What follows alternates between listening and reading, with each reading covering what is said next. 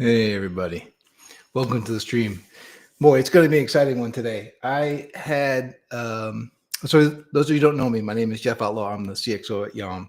That means Chief Experience Officer, kind of means a little bit of COO, a little bit of Creative Director. What we are at YOM is we've created a decentralized cloud gaming network, a peer-to-peer cloud gaming network, which makes cloud gaming actually work at a low cost and at low latency. All the documents about our project, if you're not familiar with us, you can go to yom.oo and see all the information there. And again, reach out to us. We're happy to talk about what we've created and demo the product for you. What we're doing today is about maybe a week and a half ago, I got a hold of this report that Matthew Ball created. Now, I'll go through who he is, but this report's data dense, and I wanted to, obviously, we want to get information when you're making decisions. This is a really great way to do that. Let me go ahead and bring up the presentation, and I'll show you what I mean. So if you haven't sat down and got your cup of coffee, maybe I'll give you a few seconds to go get your coffee or a hot chocolate or tea, whatever it is that you're drinking. You won't need it for the caffeine. You just need to relax and kind of get all this information in. Again, let me bring up my screen, and we will show you what I mean. I want actually not that one. Stop that. I want the other version. And yeah, I could have done this as a recording and done it that way, but that wouldn't have been as much fun. It's more fun to go ahead and do it live. Let's get that full screened out there. All right, so here's the report. Can I do this full screen? All right. So Matthew Ball, if you're not familiar with who he is, he's an author, researcher. He wrote this book here, The Metaverse. Actually, go ahead and describe this scene here. So he's a researcher, an author. He does a lot inside the gaming world. A lot of great people say great things about him. He's got quotes from Tim Sweeney and Mark Zuckerberg and Phil Spector. So what he's created in this report is looking at the gaming industry in 2025 and where we're starting at, which is, I think, important for us as we build what we're doing with our solution. But it also talks to all the other things that are going to affect us in the industry entirely, not just here at YOM, but in the industry in its entirety. Where he starts from, and again, just a little bit of caution, as I go through this first part of the presentation, don't get too down, don't get too depressed. There's uplifting goals by the time we get to the end. There's a lot of upsides, but we do want to be realistic about where we're starting from and why we have to take a look at our industry and find out, what's the path forward for us. Because as he says, as a title for this very first section is, it's been a rough 3 years at the end of the 2011 to 2021 growth wave. So what does he mean about that, about a growth wave?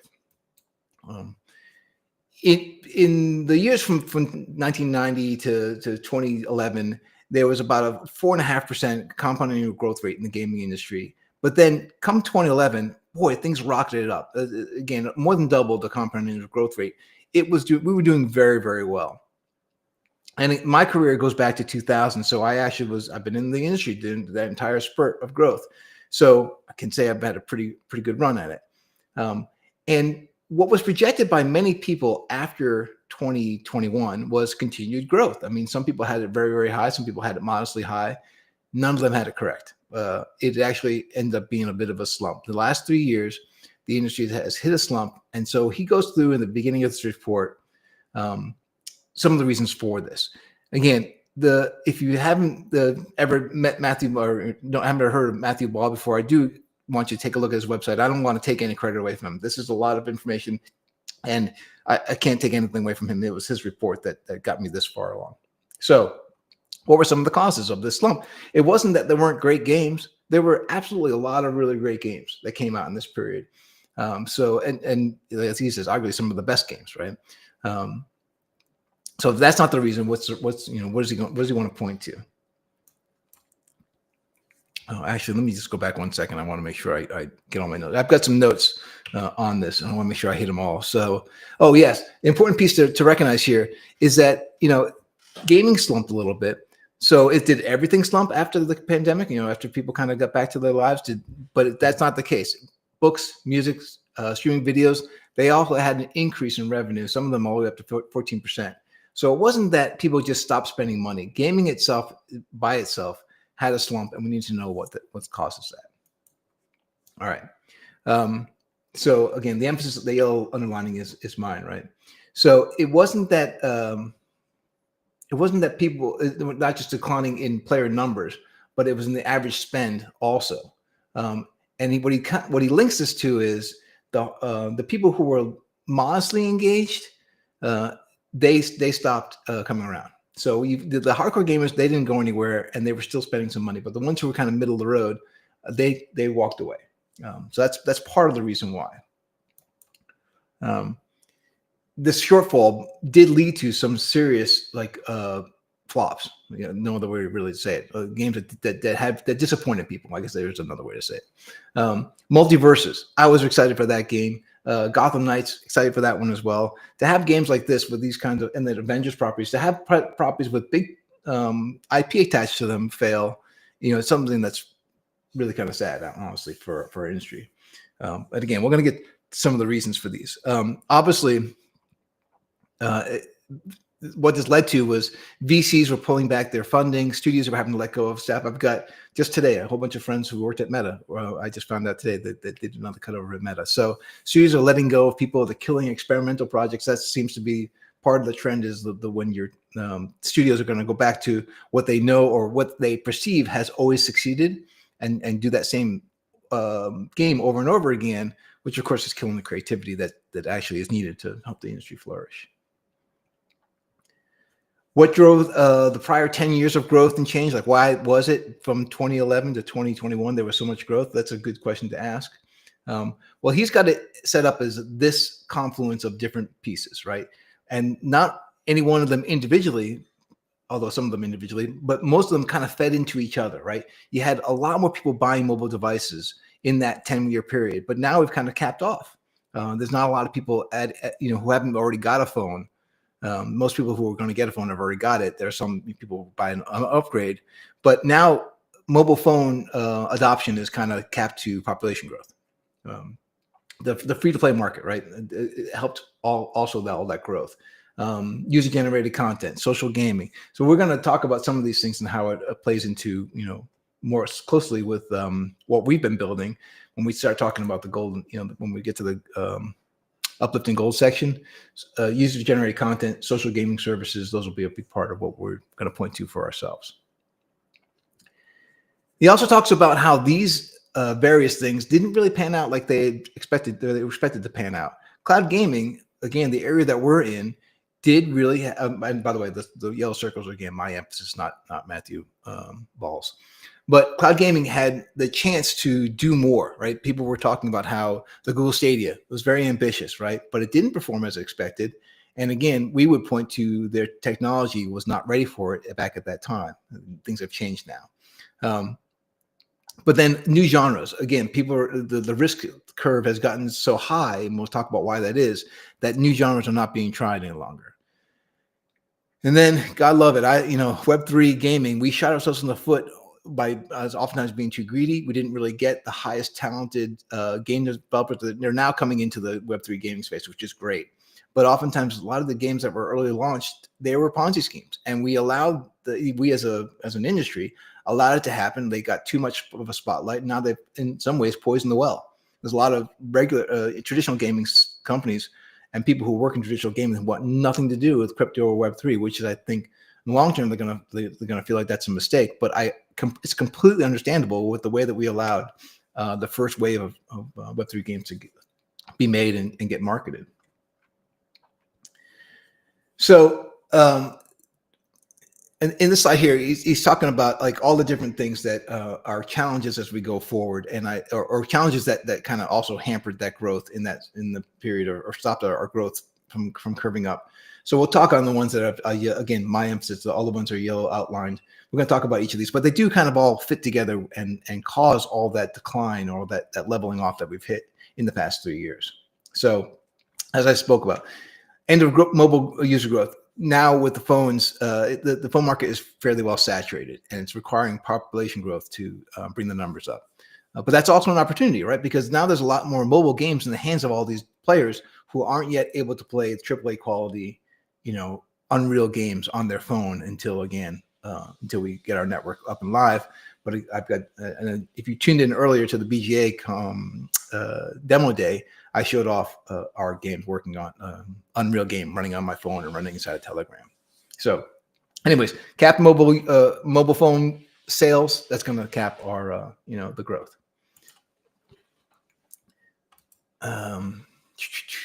So wasn't familiar with this immediately, but it does entirely make sense now. ATT IDF and GAID, those are the systems that gaming studios used to track data, user data, right? And in 2021, there was a change to the laws, and it made it harder for game studios to grab data. Now, if you know me, I have a bend towards online anonymity. I'm a favor of all those things. And I do I do have that same understanding of that you don't want Google or Apple or any of these big conglomerates to grab your data, not just from one app, but from all these different apps and get that cornucopia gives you a view of what each person is, and they can better use that data. Obviously, it can help you, but it also can be kind of invasive. So with these new laws and these new regulations, game studios are not able to get and then remarket to their audience as much as they used to be able to, and that causes a bit of the decline as well in how well the games are able to suit and find the next audience. Google and Apple make more money than all of the games, the non-mobile games published in China from their mobile game stores. It's incredible how much these app stores take and 75 to 85% of it is all profit for them. They don't need to charge that much money to actually get the service to the game developer, but they're happy to take it because they're in many ways a monopoly, right? And again, as we talk about what YOM provides by allowing you to stream your game to any URL or in through Telegram, you get around these stores that have taken such a huge chunk. Again, I think the Apple Store is like 30% of income that comes into a game. 30% of it goes to Apple. Every dollar a person spends in a game on Apple, 30 cents of that goes into Apple's coffers and not to the game developer, which is just it's a bit of highway robbery. Anyways, the app stores, they act as a gate, as a funnel to game studios to get their game out to the players. This is all right. So Steam, I'm a fan of Steam. And again, I think there's absolutely a path for us for what we do at YOM to work alongside of Steam. But those game developers who are banking on the idea that their game is going to be made gold because they were able to get it into the Steam store have to take a look at these numbers, right? Still, 80% of the 19,000 games that were released on Steam last year didn't make over $5,000 worth of sales, right? 80%, it's huge. And because you don't reach that $80,000 worth of sales, Steam does what Steam probably ought to do business-wise, is they don't give those games all the social features that promote the game. So it's not that, it's not great to know. It's not like they shadow ban the games or anything. It's just they promote the games that are making the most sales, and therefore Steam the most money. And there's still just a huge disparity about the games that make it and the ones that don't on Steam. So what we're saying, again, with our system as we get into the uplifting gold section, is that don't just rely on Steam to be your outlet. Use other platforms as well. And again, I would say YOM is one of the very, very good ones. But again, there are limits to what the store can do. It closes the opening for people. This is kind of a sign of a good sign, really. So console games used to have the bulk of the sales and the revenue being generated back in 2004. But now we're at a point where PC games have kind of matched and a little bit outpaced the consoles. So the consoles are starting to kind of on a wane. But of course, that does have an effect on the entire industry. If your studio that you're attached to is focused on console games, right, you're going to have some contraction. This again points towards YOM. So mobile game spend, the revenue generated on mobile games is almost 3 times as much as that's spent on console and PC games. So as we're saying now more and more, if you take that mobile game revenue generation strategy over to a PC game that you're able to put through a mobile phone, built in Unreal, graphically rich, and stream through a cloud gaming system that doesn't cost you an arm and a leg, all the things that we're bringing at YOM again. And I hate to sound like a commercial, but I mean, I do kind of want to say that this whole report is really about how through inherent feeling on our side, we land at the same place that I think a lot of this information, all this data that comes up through this report kind of points to. But it's really great to know, like mobile games just generate much more revenue. So people are easier for them to spend on a mobile phone through the mobile game spending pattern. And again, now that you can get your detail-rich game on a mobile phone, you've got a better avenue to revenue. What I put for notes here, let's see. Yeah, so again, the thing about this is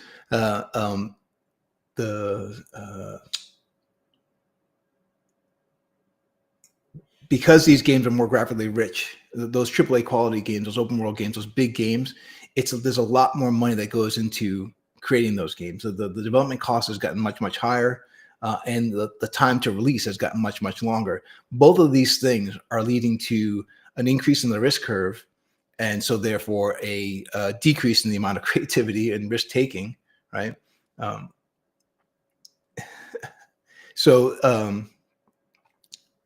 All this kind of leads to, how should we be rethinking the way that we deliver games? And I'm going to get to that as well when we get to the golden section. Want to point out again, fewer than 150 games. So there are more. Take a look at the 2 years, right? There are more users now, and there are more releases now, and there's more user spending. However, it's increased the disparity because there are 150 less games on Steam grossing over 100,000 this year than was in 2016. We've doubled the user base, and we've tripled the amount of games that get released, and we've doubled the amount of money that's being spent. But it's just going to those top few games, right? And it's not getting spread around to the other games. And again, that's part of the discovery process, and it's part of the it's affecting the risk taking that studios are doing. This is a great concept that it took a while for me to get my head around it, but I love what he's saying here.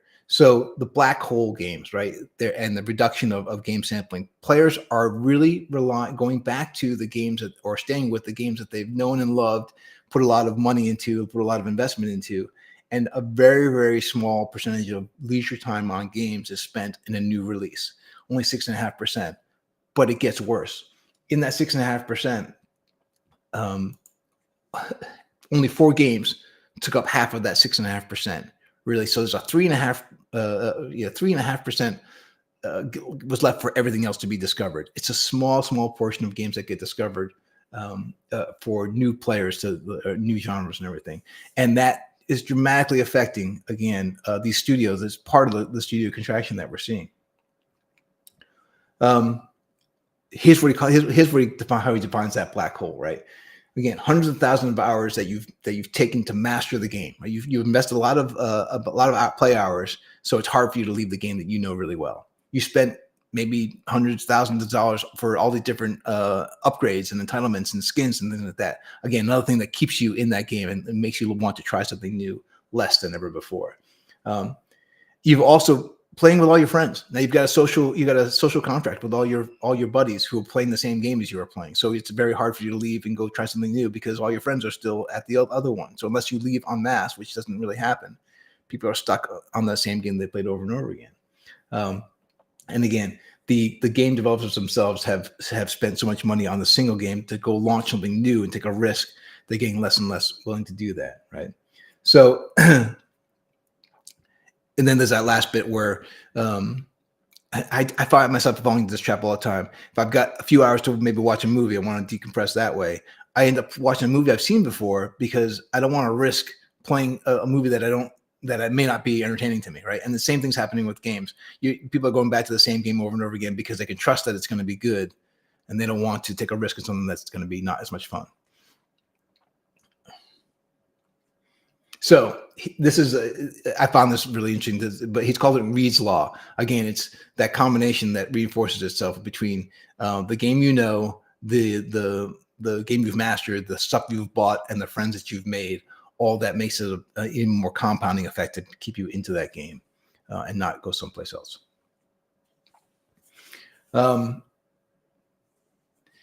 It is interesting though. There are still even in all when you're stuck inside when players stay with the game that they love so much, the game developers are still having to deal with this other aspect that is not, it's hurting in the long run, and that is to make the next version of the game. They have to up their game. They have to build their teams higher. They got to spend more time because the technology is more intense, and there is still like you see here the budgets that get spent on the sequels go up while the user base goes down, or the amount of sales goes down, because there are still people who are just like, well, they played the first one, and they enjoy the second one, but by the time they get the third one, either they've gotten older and they don't have that same kind of leisure time, or they've found something else, right? But at the same time, the game developers are on the other side of things saying, we've got to make it better, we've got to make it better, we've got to make it better.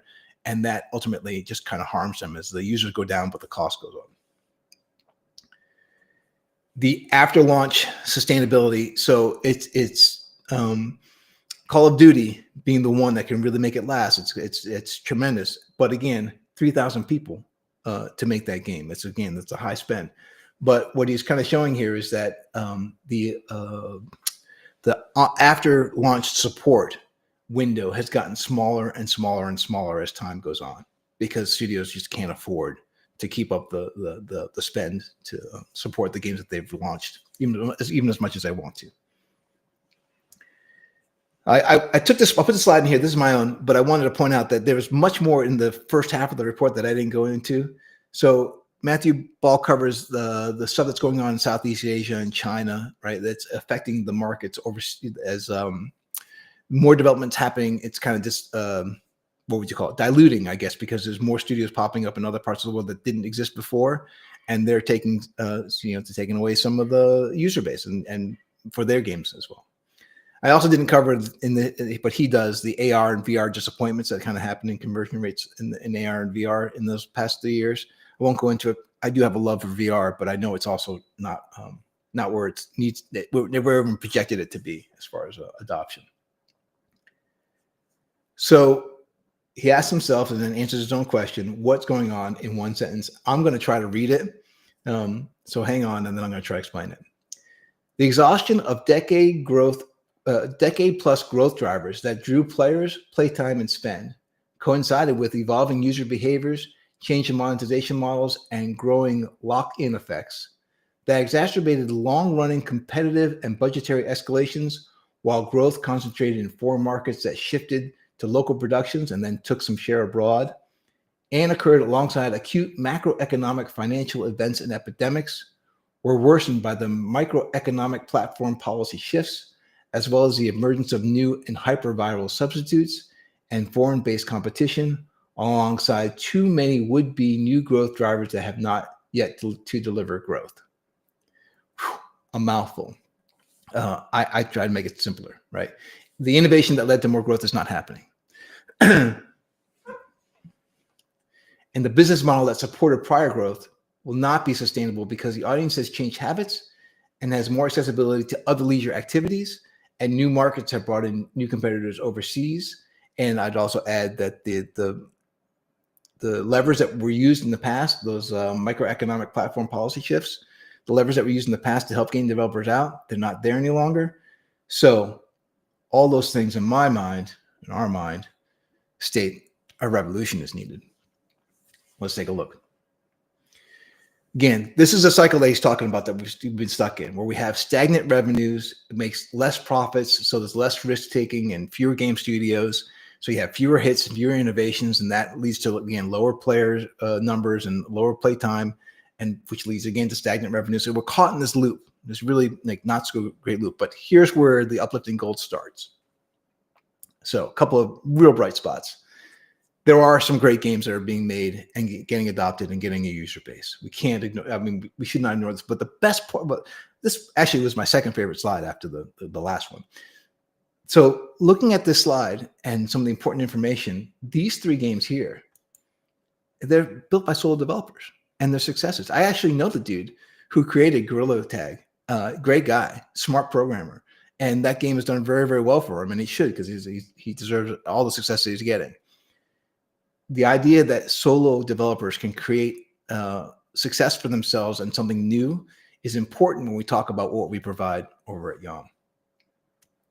Uh, and then here are the growth engines as he sees them, and I think that we would agree. I've underlined the four that I think are most relevant to what we've developed, and the reason again why I wanted to give this report. So the user-generated platforms and tools, social gaming services, new game genres, and then AAA mobile gaming. Let's go through each one.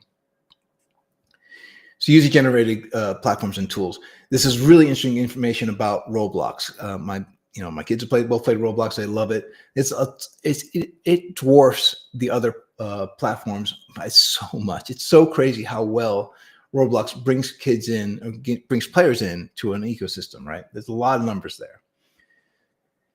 And what's interesting about Roblox is, again, it's not the win, shoot, kill necessarily that players don't love. They don't need that loop, right? There's a lot more create and express and share and identify. There's a lot more softer play patterns that get adopted inside of Roblox, which is, I think, again, great. What is interesting to find out is it doesn't generate that much money for the developers. I mean, Roblox themselves as a company do well, right? But the amount of revenue per hour that this generates doesn't equal anything close to the revenue per hour of a PlayStation, Steam, or EA's services. So it's important to again recognize that. Social game services. So he points to Discord, and I would point to others as well. But it's important to know in the future, the idea of using social media as a way to spread your game around, it's already happening, right? Discord is a place for finding new games that you haven't tried before, and they spread around very, very rapidly.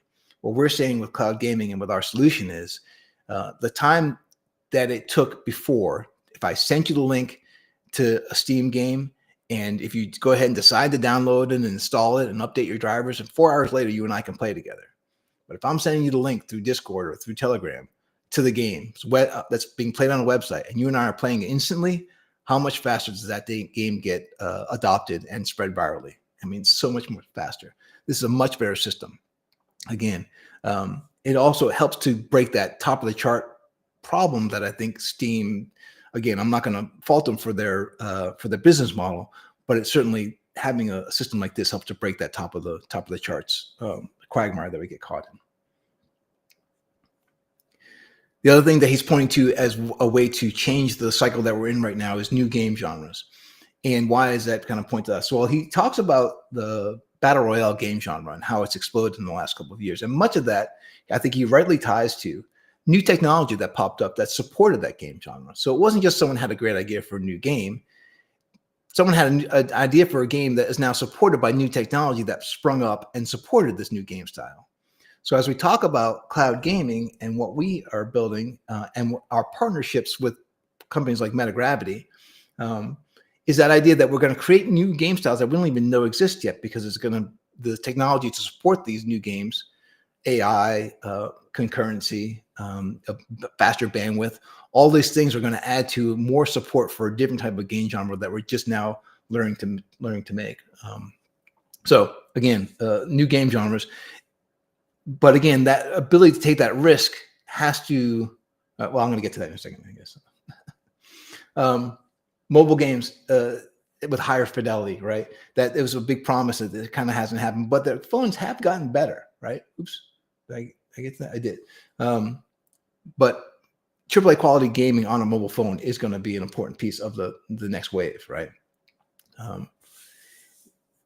This is, so again, I want to point back to the idea that mobile gaming, there's more money spent in mobile gaming than there is in PC games. Again, the mid-tier titles, they're only 12% of the downloads, but 50% of the revenue, right? People spend their money on their phones. It's easier for them to do.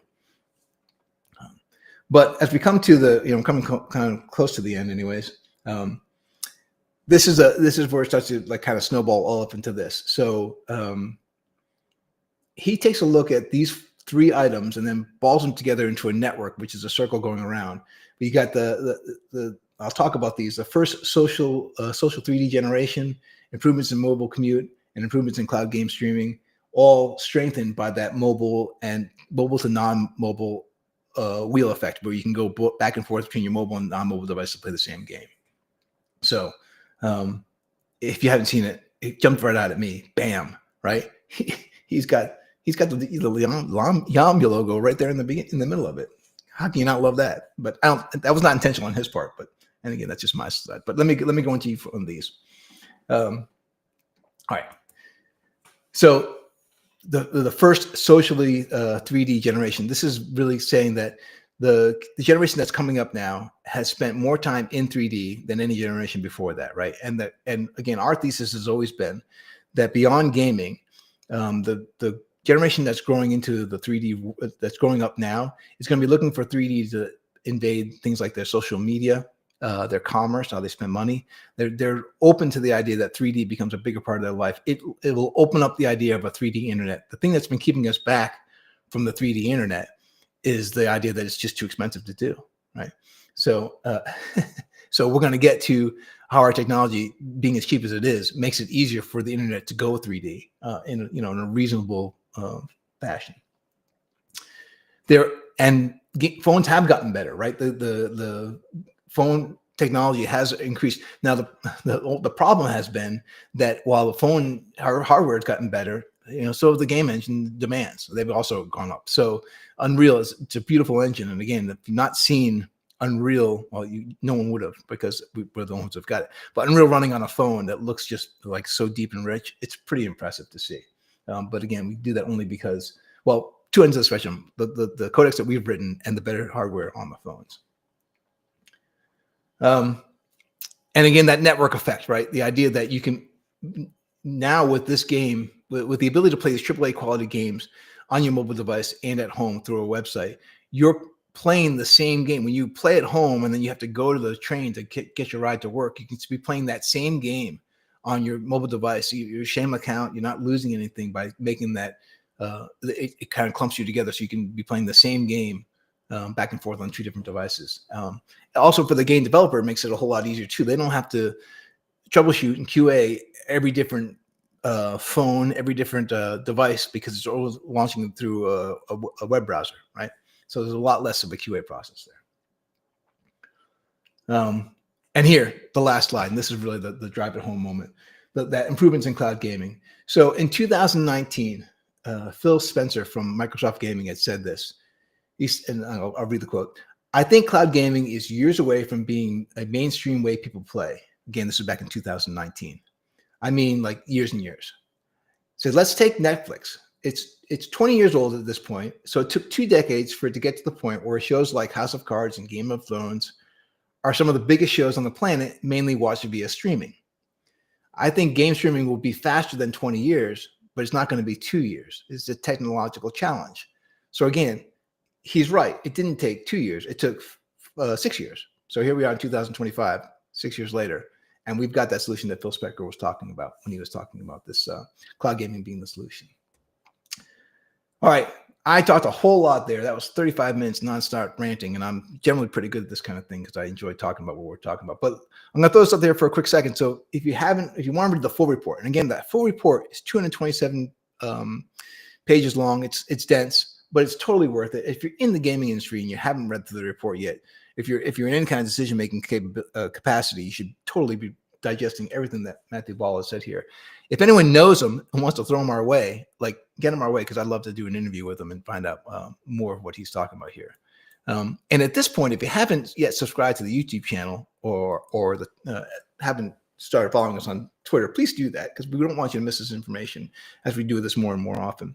I'd like to get some feedback about this presentation, because generally what happens on the town halls on Thursdays, if you're new, is I find I end up talking to somebody else in the industry. 2 weeks ago, we talked to Metagravity. Last week, we talked to Soulbound.